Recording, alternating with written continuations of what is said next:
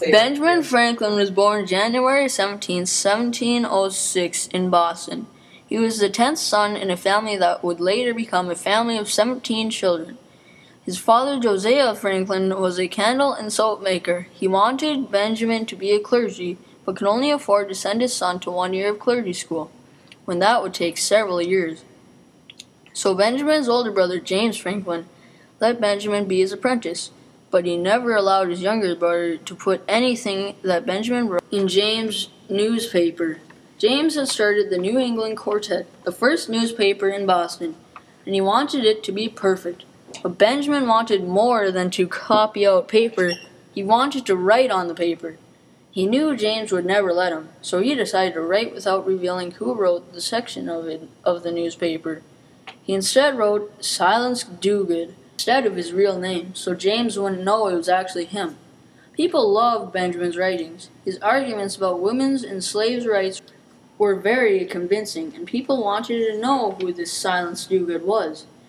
They claimed that no one could write better than Silence Dogood, but James was furious. He wanted to know who this Silence Dogood was more than anybody else, but Benjamin couldn't keep the secret away from James any longer and finally told him.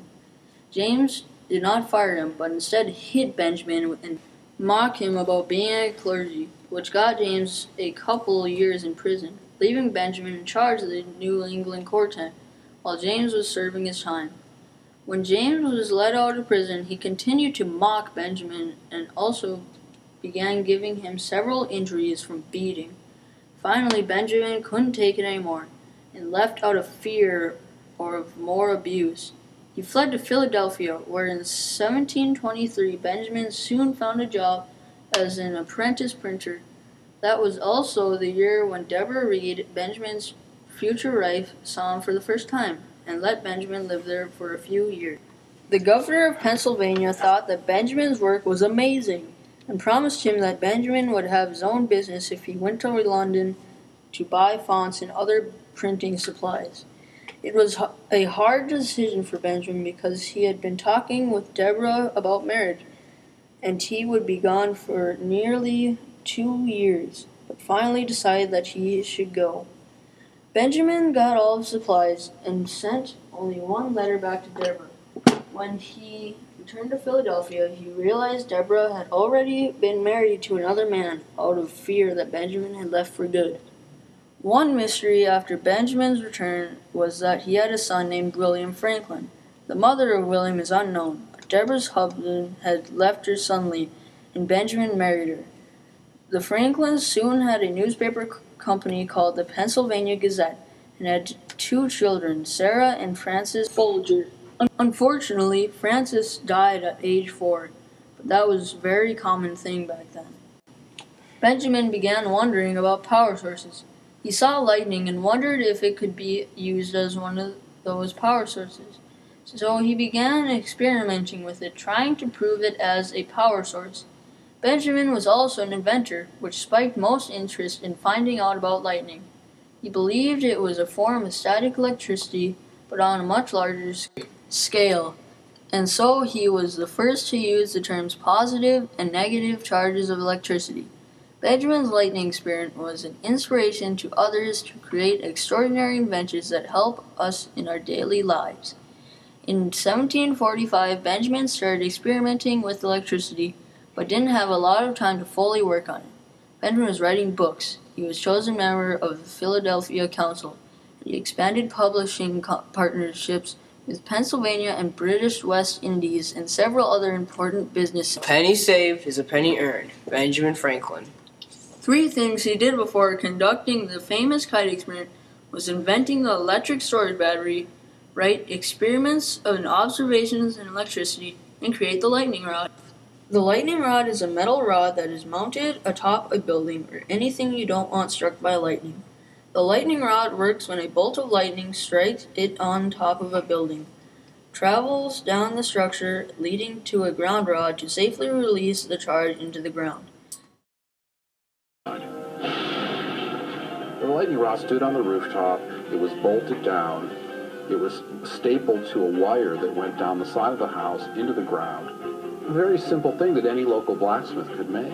And yet what it did was something magnificent, which was that it intercepted a thunderbolt that would be about to strike a building and channeled it harmlessly into the ground. In 1752, he was able to convince other prominent Philadelphians to install lightning rods on important civic buildings. The huge rods are mostly seen on skyscrapers, which help give them their name.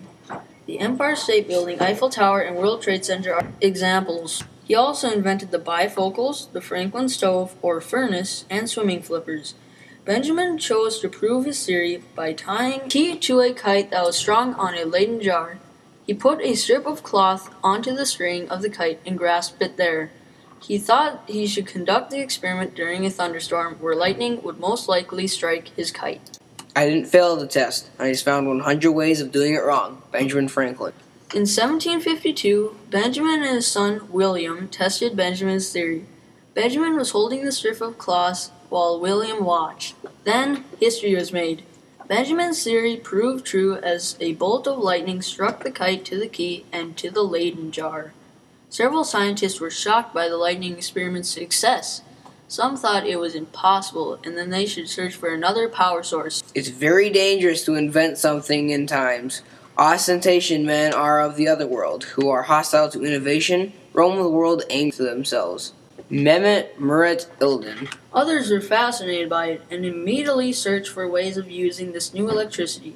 Benjamin was awarded a Copley Gold Medal for electrical experiments. In 1752, Benjamin Franklin produced the street lamp. Those were put everywhere and in large numbers. Now the people knew that lightning could be used as electricity. But Benjamin didn't stop there. He wrote many books after the experiment, some of which talk about lightning, electrical experiments on amber, meteorological observations, how to secure your house from lightning, and many more. That experiment led to several other inventions that help us in our daily lives. In 1879, Thomas Edison created the light bulb. In 1876, Alexander Graham Bell invented the telephone. And in 1939, Phileo Farnsworth designed the television. Benjamin's legacy is almost everywhere. Lightning rods on houses, phones, the cloud, Wi-Fi, refrigerators, television, lights, and several other important items that we use in our daily lives. Whenever you turn on a light in your house, you are using electricity. Without Benjamin Franklin, you wouldn't be able to turn on that light. Technology made a huge leap after that experiment, and even Benjamin didn't know how big it would be. Benjamin Franklin was a leader in inventions that started a chain reaction with other scientists to do extraordinary things. Benjamin Franklin's inventions, achievements, and legacies have made Benjamin Franklin's name remembered. But before he could have any more achievements, he died on April 17, 1790. He was 84 years old. His grave is at the Christ Church Burial Ground in Philadelphia. Even after death, Benjamin's legacies live on.